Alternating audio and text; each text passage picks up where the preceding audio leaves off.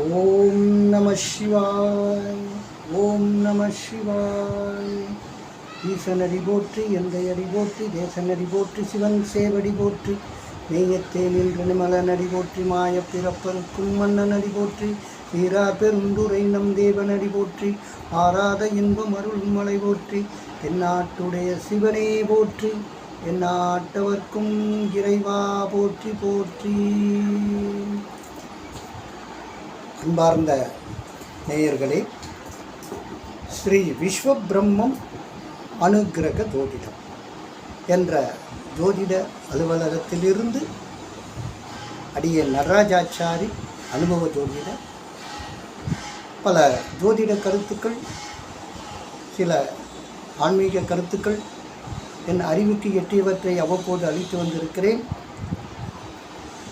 எனது YouTube channel விஸ்வபிரம்மம் ஜோதிடம் என்ற சேனலிலே நீங்கள் சென்று பார்த்தீர்கள் என்றால், இந்த ஜோதிடப்படி என்னென்ன விவரங்கள் அதிலே ஒவ்வொரு வகையாக பிரிக்கப்பட்டு அவையெல்லாம் உங்கள் கருத்துக்கு, உங்களுடைய சிந்தனைக்கு அதை புரிந்து கொண்டு நீங்கள் செயல்பட வேண்டும் என்ற ஒரு நோக்கத்தோடும் நான் நிறைய பதிவுகளை வெளியிட்டிருக்கிறேன். விஸ்வபிரம்மம் ஜோதிடம் என்ற எனது யூடியூப் சேனலில் அதை பல பேர் பார்த்துருக்காங்க, இப்பவும் பார்த்துக்கிட்டு தான் இருக்காங்க. அந்த வகையான ஒரு ஜோதிட அவேர்னஸ், அதை பற்றின ஒரு விஷயங்கள், இது எப்படி, என்ன, ஏது, இதை நம்ம இப்படி சொல்கிறாங்களே, இப்படி பண்ணுறாங்களே, இல்லை இந்த மாதிரி கஷ்டங்களுக்கு இது என்னென்ன தீர்வு, என்னென்ன மாதிரியான பிரச்சனைகளை நாம் எப்படி, என்ன, எல்லா விவரங்களும் இப்போது ஜோதிடத்தின் வாயிலாக கொஞ்சம் புரிஞ்சிக்கிற ஒரு, எப்படி ஒரு ஜென்ரல் நாலேஜ் என்று சொல்கிறோம்ல, பொது அறிவு. அந்த பொது அறிவு ஜோதிட அறிவையும் கலக்குது. அப்போ நிறைய பேருக்கு என்ன ஆகுதுன்னா, சரி ஜோதிடத்தை பற்றியும் கொஞ்சம் தெரிஞ்சுக்கலாம் அப்படின்ற ஒரு அவேர்னஸ், ஒரு திங்கிங் வந்துடுச்சு.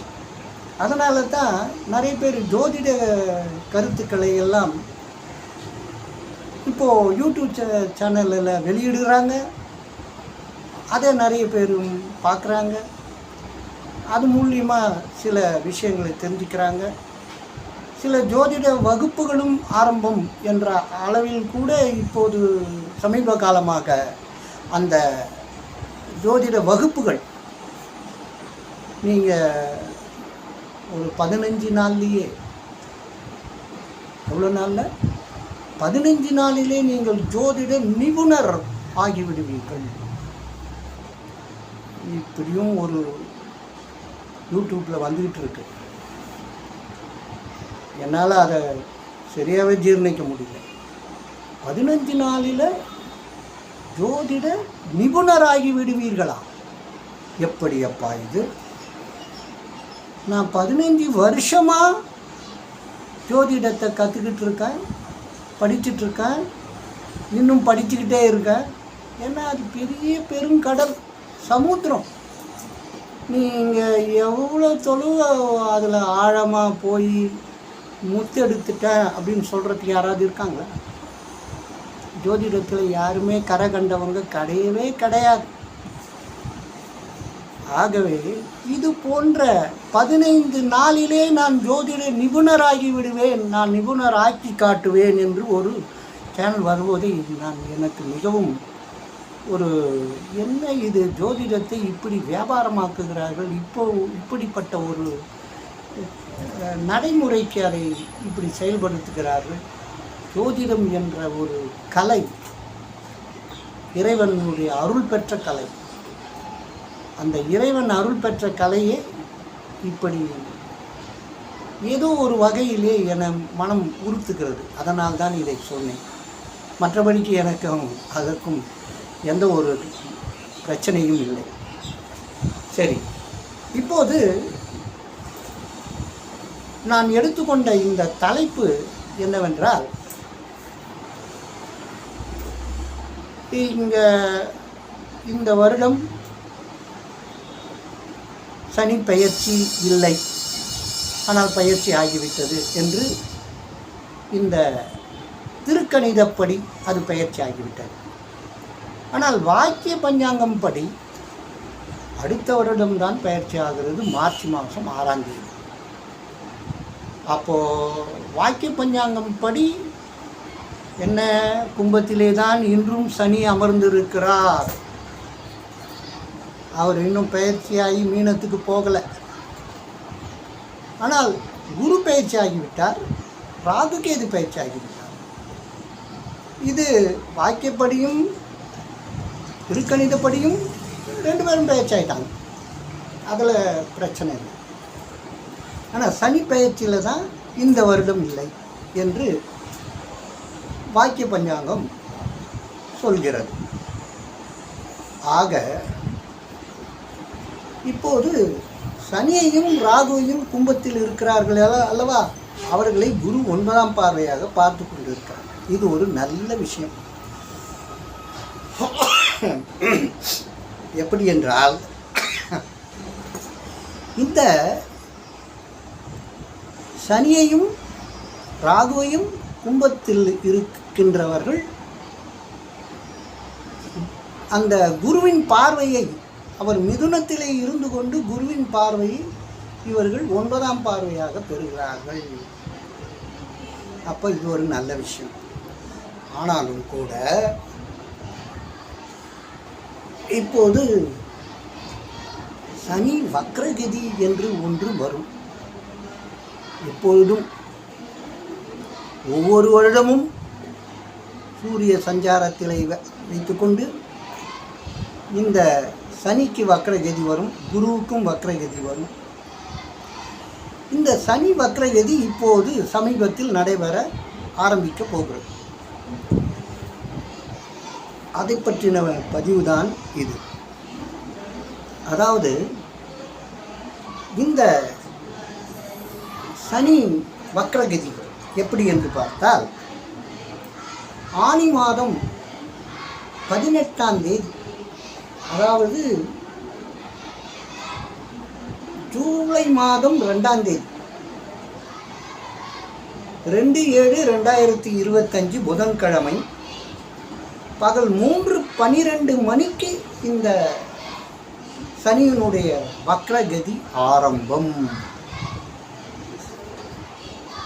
நான் சார், வக்ரகதி ஆரம்பம்னு ஒரு பயம் காட்டுற மாதிரி தோணுது எங்களுக்கு அப்படின்றீங்களா? ஆமாங்க, பயம்தான். என்ன பயம்? இந்த வக்ரகதி ஆரம்பிக்கிறது. இந்த வக்ரகதி காலம் 5 மாதங்கள் கிட்டத்தட்ட இருக்கு. அதாவது ஆனி 18 தொடங்கி ஆடி, ஆவணி, புரட்டாசி, ஐப்பசி மாதம் கடைசி வரை இந்த வக்ரகதியிலே சனி சஞ்சரிப்பார். 5 மாத காலம் நீங்கள் எந்த புதிய முயற்சியிலும் ஈடுபடாதீர்கள். ஆனால் போன வருஷம் இதே போல் வக்ரகதியில் படாத பாடுபட்டவர்களும் உண்டு. அதற்கு முன் வருடம், அதாவது 2023 பட்டவங்களும் உண்டு. அது ரொம்ப மோசமான ஒரு வக்ரகதி காலங்களிலே நிறைய ராசிக்காரர்கள் நிறைய அவஸ்தைப்பட்டாங்க. ஆனால் 2024 அதில் அவஸ்தை போனவர், அது 23 அவஸ்தைப்பட்டவங்க 24 கொஞ்சம் புரிஞ்சுக்கிட்ட, எந்த ஒரு புதிய முயற்சியும் எடுக்கக்கூடாதுரா, இதுதான் நம்ம பார்த்துட்டோமே அப்படின்ற அவேர்னஸை க்ரியேட் ஆகிட்டதுனால அவங்க கொஞ்சம் தப்பிச்சிட்டாங்க. ஆனால் மற்றவங்க, தெரியாதவங்க இந்த 5 மாத காலத்திலே, ஆனி முதல் ஐப்பசி வரை உள்ள இந்த 5 மாத காலத்திலே என்ன செஞ்சாங்க? எதையாவது பண்ணி அது சரியாக வரலையேன்னு புலம்பவும் வச்சுட்டாங்க. சனி அதை தான் செய்வார். இப்போது கடகராசிக்காரருக்கு அஷ்டம சனி இன்னும் போகலை. சிம்ம ராசிக்காரருக்கு கண்ட சனி, அதுவும் 2 வருடத்தில் இன்னும் ஒரு வருட காலத்தில் இருக்கிற மாதிரி ஒரு விஷயம் இருக்குது. விருச்சிக ராசிக்காரருக்கு அர்த்தாசிரம சனி, மகர ராசிக்காரருக்கு பாத சனி, கும்ப ராசிக்காரருக்கு ஜென்ம சனி, மீன ராசிக்காரருக்கு ஆரம்ப சனி, அதாவது பொங்கு சனி. இப்போது இந்த 6 ராசிக்காரர்கள் ஏற்கனவே சனியினுடைய பிரச்சனைகளில் இருக்கிறார், சனியினுடைய பிடியில் இருக்கிறார்கள் என்று கூட சொல்லலாம். இதில் மகரம் கும்பம் அவருடைய ராசி, சனியினுடைய ராசி, அதனால் பாதிப்பு இல்லை, சுமாரான பாதிப்பு தான். ஆனாலும் அவஸ்தை, பிரச்சனை, ரோதனை, வேதனை உண்டு. அதனுடைய காரம், வீரியம் கொஞ்சம் கம்மி. ஒரு 50% நல்லதும் நடக்குது, இல்லைன்னா 100% நடக்க வேண்டியது குறைவாக நடக்குது, 50% நடக்குது. பிரச்சனைகள் கழுத்து வரைக்கும் வரலை, ஆனால் வந்துடுமோன்ற பயம் இருக்குது. இப்படி தான் இந்த 7.5 சனி, அர்த்தாசிரம சனி, அஷ்டம சனி, கண்ட சனி உள்ளவர்களுக்கு பிரச்சனைகள் இருந்தாலும் மகரம் கும்பம் போன்ற ராசியிலே இருக்கின்றவர்கள் கொஞ்சம் சிரமத்தை அட்ஜஸ்ட் பண்ணி போயிடுறாங்க. அவ்வளவான கஷ்டங்களை அவர்கள் அனுபவிக்கவில்லை, அதான் 50% தான். ஆனால் மற்ற ராசிக்காரங்க, அஷ்டம சனியில் இருக்க கடக ராசிக்காரர் செம்ம வாட்டிச்சு, இன்னும் மாட்டிக்கிட்டு தான் இருக்கு. கண்ட சனின்னு சொல்கிற 7ஆம் இடத்துல சனி உக்காந்த, சிம்மத்துக்கு 7ல் சனி. இப்போ ராகு கேதுவும் வந்து உக்காந்துட்டார். சிம்மத்தில் கேது, கும்பத்தில் ராகு. அந்த ராகுவும் கேதுவும் சேர்ந்து அமர்ந்து அந்த 7ஆம் இடம் சிம்மத்துக்கு 7லே ராகு கேது தோஷத்தையும் கொடுத்து, கண்டசனி என்ற பிரச்சனையும் கொடுத்து, என்ன ராகு கேது தோஷமா யோகமா என்று பார்க்கும்போது எப்பவுமே ராகு கேது இந்த கோச்சாரப்படி, அதாவது அந்த சுழற்சிப்படி அன்றாட அந்த காலகட்டப்படி வந்தால் அது சில நேரங்களில் சில நன்மைகளை செய்யும். இப்போது குரு பார்வை அங்கே இருக்கிறது, அதனால் இப்போது அது தோஷம் இல்லை, சில யோகங்களையும் கொடுக்க தயாராக இருக்கிறது. இப்போது ராகு தசை நடக்குதுன்னு வச்சுக்கோங்க. சில பேருக்கு பொதுவாக இந்த ராகு தசை நடப்பவர்களுக்கெல்லாம் இப்போது அந்த ராகு தசையில் சில காலங்கள் கஷ்டப்பட்டு இருந்திருப்பாங்க. ஆனால் இப்போ குரு பார்வை வந்த பிறகு அந்த கஷ்டத்துக்கு வந்து கொஞ்சம் கொஞ்சமாக நிவர்த்தியானது போலவும் மனோபாவம் இருக்கும். அது நல்ல விஷயம்தானே. ஆக குரு பார்வையில் ராகு கேது நல்லது செய்வார் என்று வைத்துக்கொள்வார். ஆனால் சனி வக்ரகதி ஆகிற போது சனி கொஞ்சம் கஷ்டத்தை தான் கொடுப்பார்.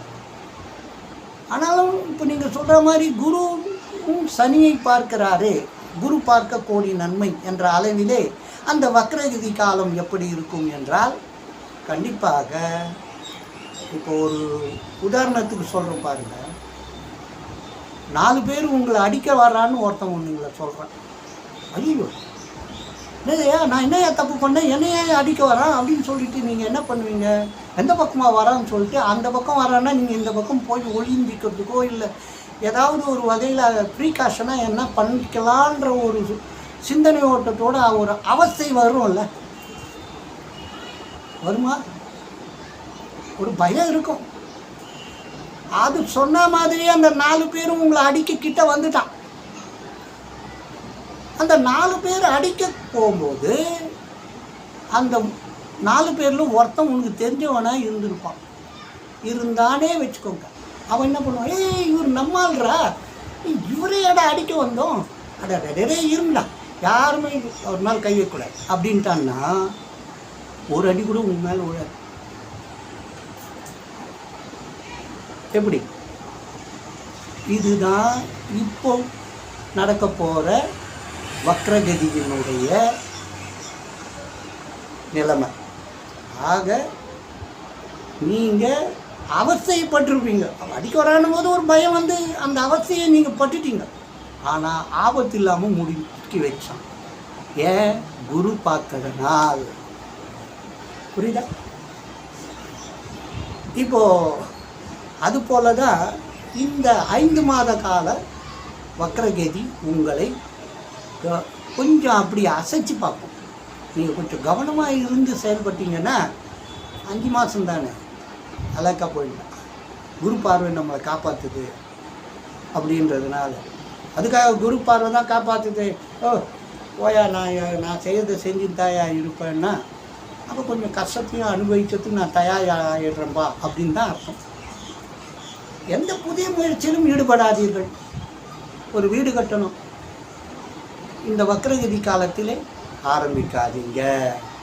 ஒரு ரிஜிஸ்ட்ரேஷன் பண்ணணும், ஏதாவது ஒரு ரிஜிஸ்ட்ரேஷன் இந்த வக்ரகதி காலத்திலே செய்யாதீர்கள். சில பேருக்கு கல்யாணம் கூட நடக்கும். கல்யாணம் நடக்கணும்னா இந்த வக்ரகதி காலத்தில் நடக்கிறவங்களுக்கு திருமண வாழ்க்கையிலே அந்த மணமகன் மணமகளுக்கு குருவினுடைய தசை நடக்கிறதா என்று பார்க்கணும். இல்லை புதன் தசையும் நடக்கிறதா என்று பார்க்கணும். இந்த 2 தசை நடந்து இருக்கிறவங்களுக்கு இந்த வக்ரகதி அவ்வளோ அந்த காலகட்டங்களில் நீங்கள் திருமணம் செய்து கொள்ளலாம். இப்போது இந்த 5 மாதத்தில் சொல்கிறேன். இப்போ மோஸ்ட்லி எல்லாம் ஆவணி கல்யாணம் நிறைய நடக்கும். அதுக்கப்புறம் ஐப்பசி வரைக்கும் நடக்கும். அந்த விஷயங்கள்லாம் அந்த தசை நடக்கிறவங்க இந்த 5 மாத காலத்திலே திருமணம் செய்து கொள்ளலாம். இது குரு இல்லை புதன் தசை நடக்கிறவங்க.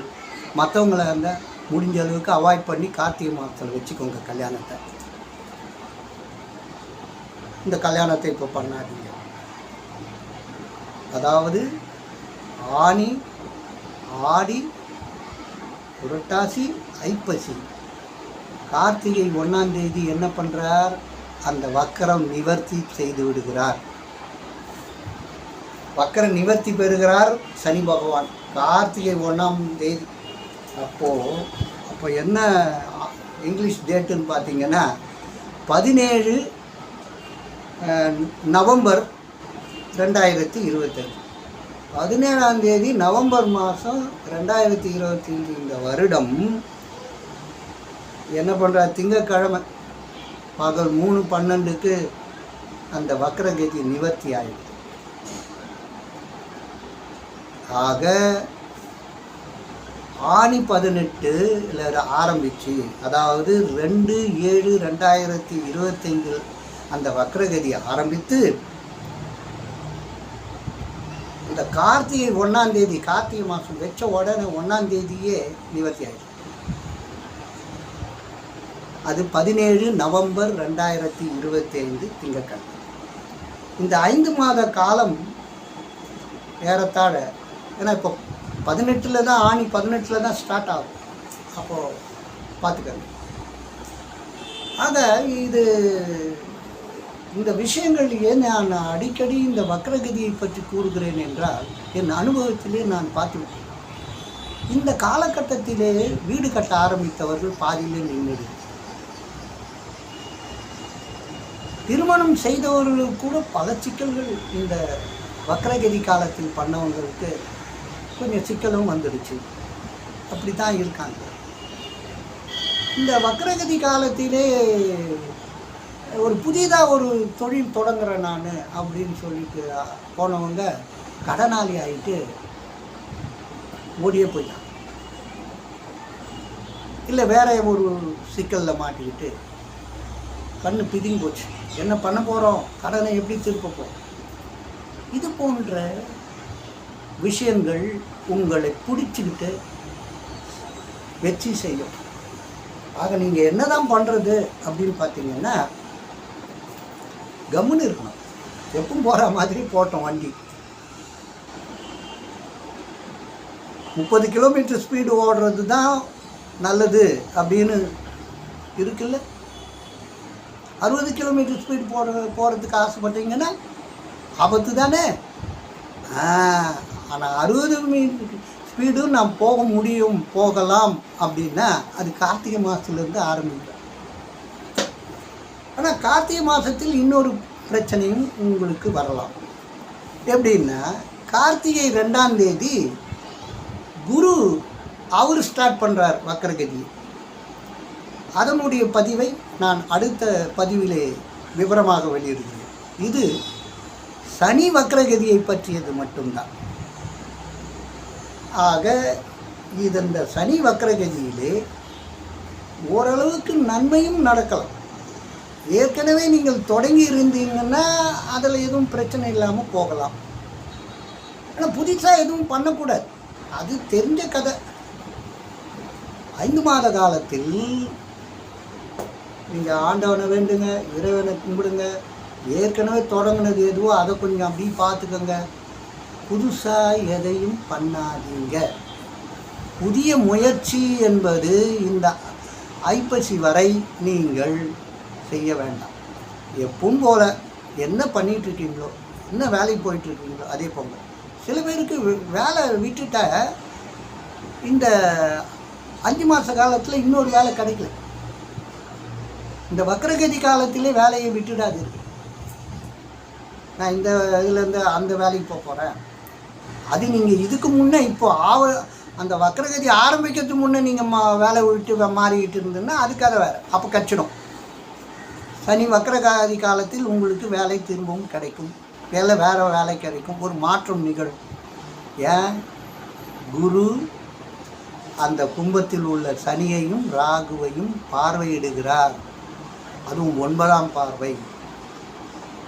5, 7, 9 பார்வை என்பது குருவுக்கு உண்டு. அதில் 5ஆம் பார்வையும் 9ஆம் பார்வையும் சிறப்பு மிக்கது, நல்லது. அந்த 9ஆம் பார்வை சனிக்கும் ராகுவுக்கும் கிடைப்பதனால் இப்போ நீங்கள் வேலை மாற்றத்துக்கு ஏற்கனவே முயற்சி எடுத்து இருந்து அதனுடைய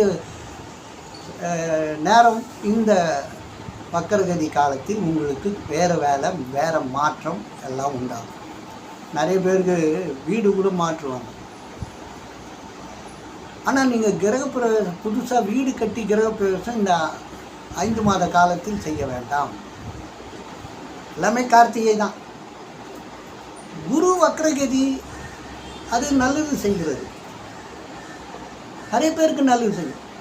அதனுடைய பதிவு அடுத்த பதிவு அதுதான். ஆனால் சனி அப்படி அல்ல.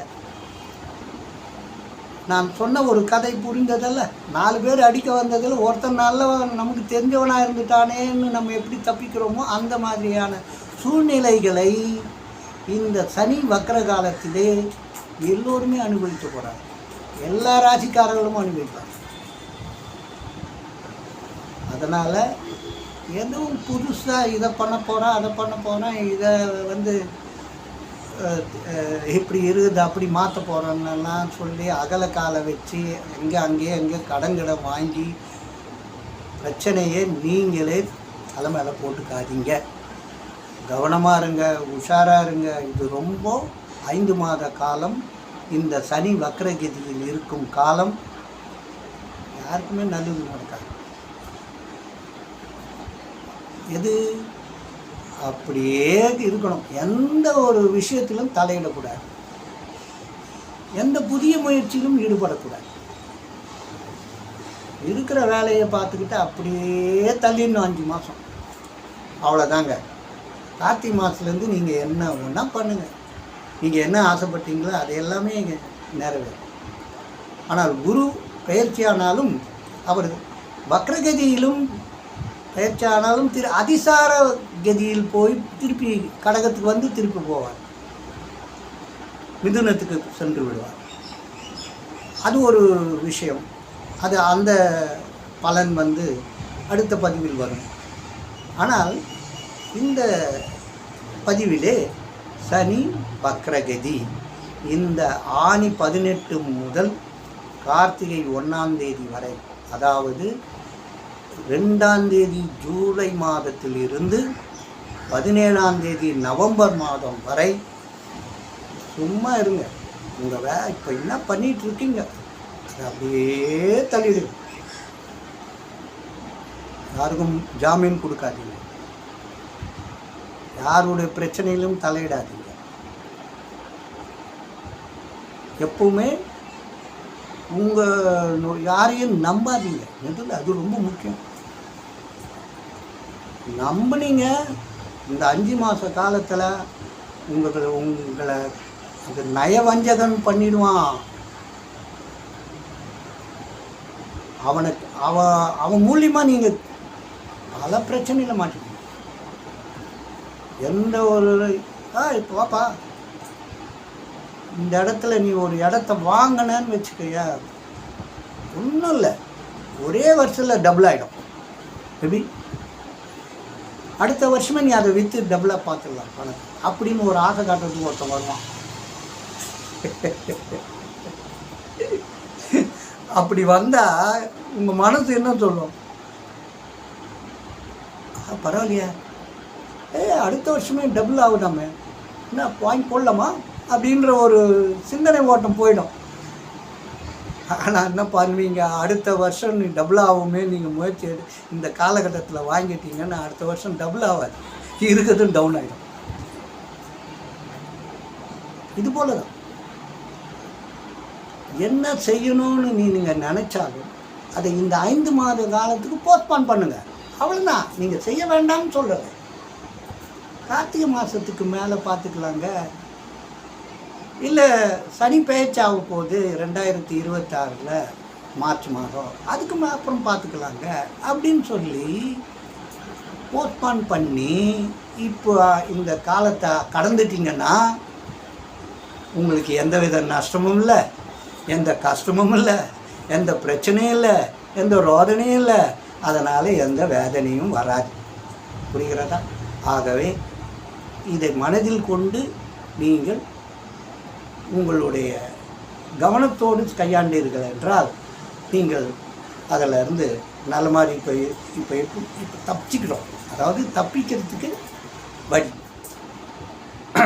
மாட்டிக்காமல் இருக்கிறதுக்கு இந்த காலகட்டம் சனி வக்கரகதி காலகட்டம் எப்போதுமே ஒவ்வொரு வருடமும் வரும்.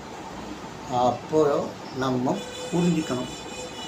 புரிஞ்சு நடந்து கவனமாக இருந்துட்டோம்னா எல்லாமே நல்லது தான். சனி பகவான் நம்மளை ஒன்றும் பண்ண மாட்டார். உஷாராயிட்டாங்க, சரி சரி அப்படின்னு சொல்லிட்டு அவரும் உங்களுக்கு சனி பகவான் சலாம் போட்டுட்டு அவரே எஸ்கேப் ஆகிட்டார். புரிகிறதா? இதை மனதில் வைத்து கொண்டு புரிந்து கொண்டு செயலாற்றுங்கள். நன்றி, நமஸ்காரம்.